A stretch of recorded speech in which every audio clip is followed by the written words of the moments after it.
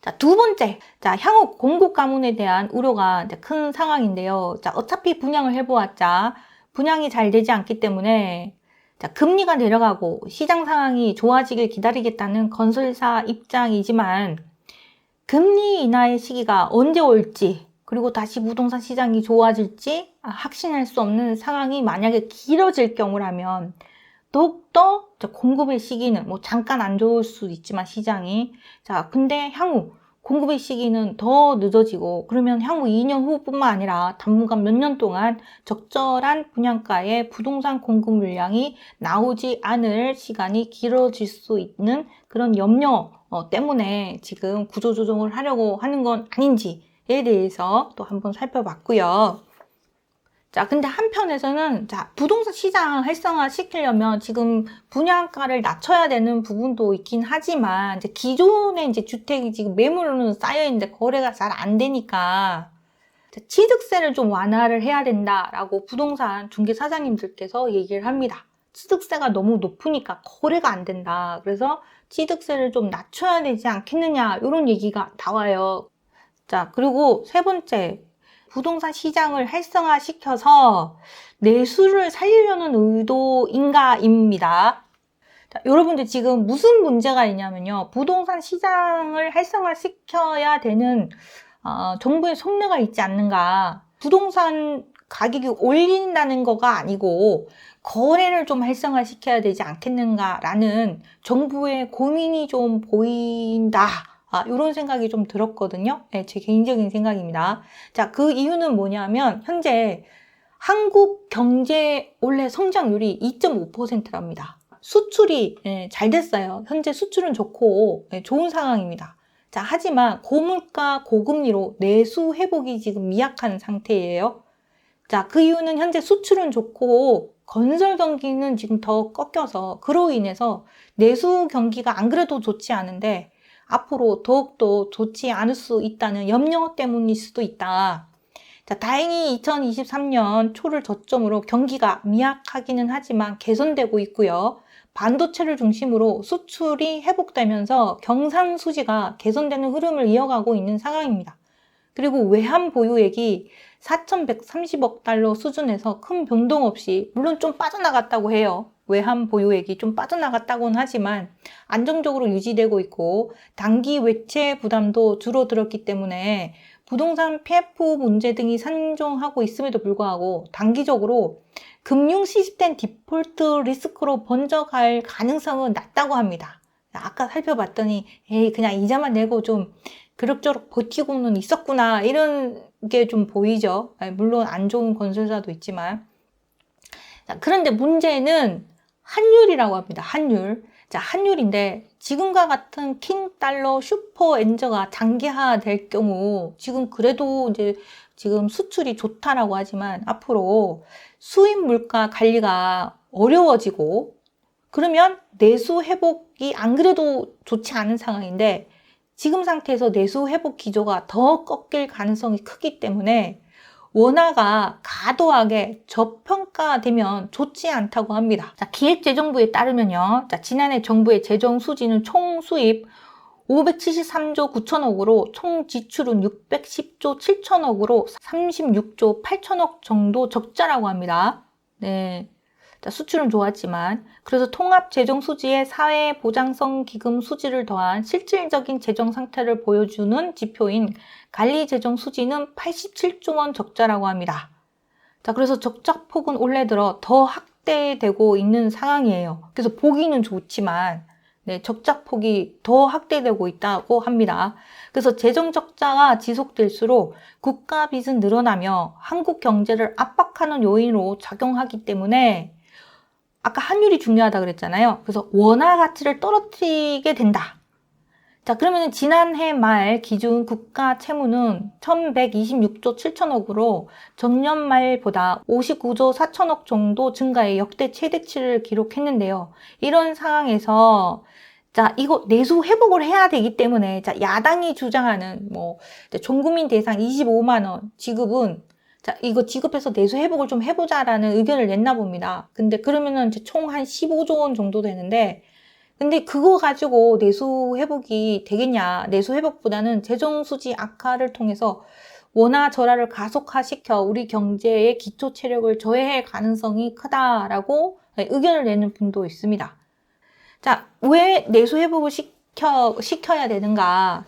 자, 글로벌 시장에서 지금 이제 한율, 우리 뭐 수출 잘 되고 있다고 하지만 이제 한율 부분에서, 자, 한일 수출 경합도에서요, 추세적으로 지금 떨어지고 있긴 하지만, 자, 엔화의 절하 폭이 원화에 비해 훨씬 큰 것은 수출 측면에서 우리에게 불리하게 작용하고 있다고 합니다. 그러니까 일본이 지금 뭐 또 망하네 안 망하네 하는 뭐 자극적인 얘기를 하고 있잖아요. 근데 우리나라가 내수를 관리를 잘 하지 않으면 슈퍼 엔저 현상이 장기화되면서 국내 수출 기업들의 피해가 불가피할 것으로 전망되고 있다고 합니다. 그래서 일본 철강 제품의 국내 유입이 늘어나면서 철강 업계의 우려가 커진 것이 대표적이고, 그리고 일본과의 수출 경합도가 높은 석유 제품, 자동차와 부품, 선박, 반도체 등 주력 상품 대부분이 어느 정도 영향을 받을 것으로 보인다는 겁니다. 자, 그래서 환율 관리도 해야 되고, 우리 내수 회복도 시켜야 되는 그런 중대한 기로점에 있는 그런 상황이에요. 자, 그러면은 좀비 PF를 정리를 해서 분양가 하락을 시켜서, 그럼 부동산 시장 부분에 있어서 뭐 가격을 높이겠다는 게 아니라 그래도 좀 분양도 좀 원활하게 되고 사업성도 좋아지고, 그러면은 이제 분양도 되고, 그러면 사람들이 새로운 집도 이제 구해서 이제 여러 가지 새로운 걸 구비를 하고, 그러면 소비도 늘어나고, 그러면 이제 돈이 돌고 돌아서 경제가 살잖아요. 그죠? 근데 지금 다 모든 게 지금 정체되어 가는 분위기인 거예요. 근데 이제 한편에서는 이렇게 얘기합니다. 땅값을 낮추면 분양가는 하락을 하겠지. 하지만 분양가만 하락한다고 해서 부동산 시장이 활성화되지는 않는다. 업계에서는 먼저 뭐 해야 되냐? 공사비가 인하돼야 된다. 뭐 공사비에는 뭐 인건비도 있고요. 그리고 또한 무슨 문제가 있냐면 금리 인하가 먼저 선행되어야, 땅값만 낮춘다고 해서, 그리고 분양가도 하락시킨다고 해서 이게 거래가 숨통이 트이는 게 아니고 금리 인하가 선행되어야 된다는 거죠. 그러면 과연 금리 인하가 될 수 있는지 없는지를 또 우리는 또 살펴봐야 되겠죠. 자, 이 부분에 대해서 또 정부가 좀 걱정을 하는 부분이 있습니다. 자, 근데 지금 다양한 얘기가 나오고 있는데요. 우리 금리 인하에 대한 부분에 대해서 다시 한번 좀 살펴보도록 하겠습니다. 자, 저는 좀 약간 요런 부분도 있어요. 뭐냐면, 자, 지금 금리 인상 가능성은 낮다고는 하지만 우리 정부는 향후 미래에 미연준 뒤통수에 대한 대비를 하는 것인가? 요런 부분도 있어요. 지금 이건 좀 결론부터 얘기하는 부분인데요. 이제 중간중간 앞으로 단기간 인하를 할 것인가? 에 대한 부분은 좀 설명을 드릴 수 있을 것 같아요. 자, 근데 이제 장기적으로 봤을 때는 앞으로 미 연준이 금리를 급격하게 올렸을 경우에 이 PF 담보대출이 지금 많이 지금 되어 있는 상황인데, 지금 많은 사업장에서 우리 이제 이자도 내고 계속 그냥 기다릴 수 있어. 부동산 시장이 살아날 때까지 분위기가 좋아지고 금리 인하가 될 때까지 우리는 기다릴 수 있다라고는 하지만, 혹여라도 미국이 버티지 못하고 금리를 급격하게 올렸을 경우에 지금은 많은 사업장에서 그냥 건전하게 버틸 수 있는 곳도 갑자기 부실이 급격하게 늘어나고, 그러면은 우리나라의 경제에 엄청난 타격을 줄 수 있기 때문에, 그래서 미리미리 좀 속도를 내서 좀 정리를 하고자 하는 건 아닌가, 이런 생각도 해봤습니다. 제가 너무 멀리 갈 수도 있어요. 하지만 우리는 먼저 앞서서 생각보다 하반기에 금리 인상보다는 금리 인하에 대한 얘기가 조금 더 나을 수 있어요 라는 얘기를 먼저 드리면, 나중에 금리를 급격하게 미국에서 올릴 수 있다라는 부분에 대한 또 생각을 놓칠 수가 있거든요. 그래서 우리가 이 부분부터 먼저 말씀드리고 가야 될 것 같습니다. 자, 우선 금리 인상 가능성은 낮다고 얘기했습니다. 금리 인하를 하네 어쩌네 하는데 금리 인하를 계속 하고 있지 않으니까, 그러면 금리 인하는 언제 하는데? 그건 잘 모르겠지만 금리 인상 가능성은 낮아 뭐 이런 식으로 발표는 했었는데요.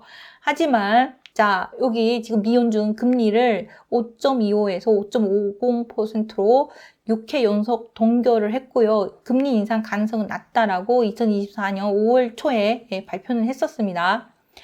자, 근데 지금 5월 13일 날, 자, 한편에서, 지금 물가 지수가 오히려 지금 올라간다.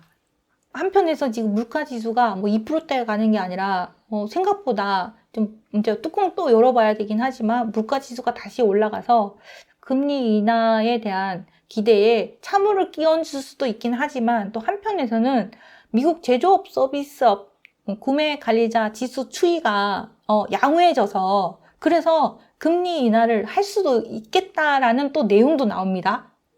한편에서는 5월 11일 기사에서는 지금 양갈래로 나눠요. 미국 CPI 소비자 물가 지수입니다. 3.4%다. 그래서 5월 13일 날 소비자 기대 인플레이션이 3.5%로 11월 이후 최고치라서 금리 인하를 하는 게 아니라 금리는 이게 좀 인상될 수도 있지 않겠느냐 이런 내용이 나오고 있는데요.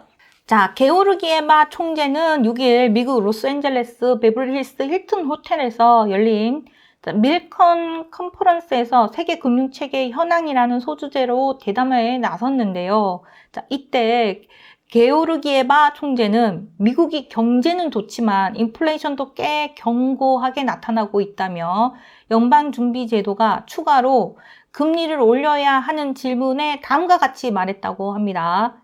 자, 게오르기에바 총재는 현재 미국의 일부 데이터는 우려되지만 다른 데이터는 또 다른 것을 가리킨다. 자, 한쪽에서는 소비자 물가 지수만 봐서는 금리 인하가 어려울 거다라고는 하지만 이렇게 다른 지수를 보면 이게 금리 인상을 하지 않더라도 물가를 잡을 수 있다라고 본다는 거죠. 근데 또 한쪽에서는 또 돈을 푼다라는 겁니다. 올해 하반기에. 자, 2024년 5월 14일 날 모건 스탠리 자, 드디어 연중 9월부터 올해 3차례 금리 인하 단행할 것으로 보인다라고 또 이런 기사가 나왔습니다. 9월부터 올해 3차례, 한 번도 없을 수도 있다. 막 그러면은 좀 여러 가지로 우리나라도 상황이 좀 별로 좋지 않을 텐데 9월부터 올해 3차례 금리 인하를 단행할 것으로 보인다고 합니다. 그러면은 뭐 어떻게 되냐면요. 하반기에 금리 인상을 미국에서는 지금 오히려 소비자 물가 지수 높아서 금리 인상을 할 수도 있긴 하지만 금리 인상을 하고 그래서 부동산 시장이 오히려 안 좋을 수 있어. 금리가 더 올라가기 때문에 부동산 시장은 또다시 급격히 얼어붙을 수 있을 거야 라고 내다보시는 분들도 계신데 하필이면 5월 14일 기사에 모건 스탠리가 연준이 9월부터 원래 3차례 금리 인하를 단행할 것으로 보인다는 겁니다. 자, 그러면은 우리나라도 금리 부분에서 조금 부담감이 덜어지죠. 그런데다가 지금 전세가는 지금 오르고 있고요. 자, 그래서 또 분양 부분에 대한 공급 우려 이런 부분도 있다 보니 그러면 부동산 시장에 끼치는 부분이 오히려 가격이 떨어지는 게 아니라 가격을 또 오히려 올리는 그런 상황이 생기지 않을까 이렇게 추측을 해볼 수도 있습니다. 다른 나라는 이미 금리 인하를 좀 했어요. 그래서 주식시장이 상당히 유럽 주식시장이 좋았던 상황이고요. 자, 근데 여러분 이제 한 가지 염려할 거. 자, 한쪽에서 원래 또 금리 인하 3번 한다라고 하면 좋게 느껴지시긴 하겠지만 한편에서는 자, 요 부분을 꼭 기억을 해두셔야 되겠습니다. 자, 아마 정부도 이 부분에 대해서도 염두를 해두고 있을 것 같습니다. 자, 2024년 5월 12일 날, 자, 이 기사를 보면 빚의 늪에 빠진 미국입니다. 자, 1분당 국채이자 27억 원입니다. 미국의 국가 부채 비율이 100% 육박하고 2034년에는 상당히 높은 상태로 국가 부채 비율이 높아지는데 이런 상황에서 정부는 이제 지출을 또 늘리겠다라고 이제 하고 있어서 이런 상태로 두면은 문제가 크다라고 합니다. 그래서 재정 적자가 국내 총생산 GDP에 미국은 3% 이상만 돼도 IMF가 우려를 했습니다. 근데 지금 미국은 그 재정 적자가 GDP의 7%에 달한다고 합니다. 그래서 데이터를 보면 재정 적자가 규모가 지금 수준에서 더 내려갈 여지는 없어 보이는데 얼마나 다급한 상황인가라고 또 질문을 했다고 합니다. IMF 총재가 2015년 금리가 매우 낮았을 때 미국의 부채 상환 규모는 연방 수입의 7%를 밑돌았지만 지금은 17%가 넘는다라고 말하고요. 지출이 상당히 많아졌다라고 지적을 했습니다. IMF 총재가 다만 미국은 누구나 50%하는 매력적인 경제이고 자금 유입도 엄청나기 때문에 지출 증가가 정당화하는 측면이 있다며 현재 미국의 금융 유입은 전 세계 유동 자금의 3분의 1 이상인데 코로나19 팬데믹 이전에는 18%였다는 점을 고려하면 현재 미국의 투자는 부족하지 않다라고 얘기를 했다고 합니다. 그래서 높아는 보이지만 적자 상황이 높아는 보이지만 그래도 미국으로 계속 투자가 유입되고 있어. 그래서 그렇게 현재 미국의 상황이 너무 심각한 건 아니다라는 그런 뉘앙스로 얘기를 했나 봅니다. 또한 총재는 미국이 연방 수입을 증대할 방법들이 여전히 많다고 합니다. 그리고 세금 면제 같은 구멍이 많은 데다가 지출 측면에서도 조정할 수 있는 부분들도 있고 하니 조정 가능하다. 이런 뉘앙스로 얘기를 했다고 합니다. 하지만 아까 제가 이게 이제 선생님 오늘 길어요. 네, 끝까지 들어주세요. 자, 뭐냐면 하반기에 갑자기 뜨끈뜨끈할 수 있어요. 갑자기 뭐가 다 좋게 느껴져요. 언제 그랬냐는 듯이. 자, 그렇지만 만약에 미국이 또 뒤통수를 때린다. 자기네 부채가 심각한 부채 상황을 견디지 못해서 급격하게 금리를 올린다. 그러면은 이거는 갑자기 우리나라가 또 커다란 금융위기에 직면할 수 있습니다. 그래서 미리 좀 관리를 하는 측면도 있다라는 것도 한번 생각을 해 봐야 됩니다. 자, 그냥 떠도는 이야기를 그냥 이렇게 들으면 안 되고 우리가 다 살펴봐야 될 걸 살펴봐야 되겠다 싶어서 지금 우리 부에 관한 지식 부파TV 라이브로 매일 방송을 하고 있습니다. 바쁜 중에도 이렇게 공부하러 경제 공부하러 오신 분들 너무 고생 많으셨고요. 네, 긴 시간 들어주셔서 너무 감사합니다. 다음 시간에 뵙도록 하겠습니다. 오신 분들 너무 감사드립니다. 안녕히 가십시오.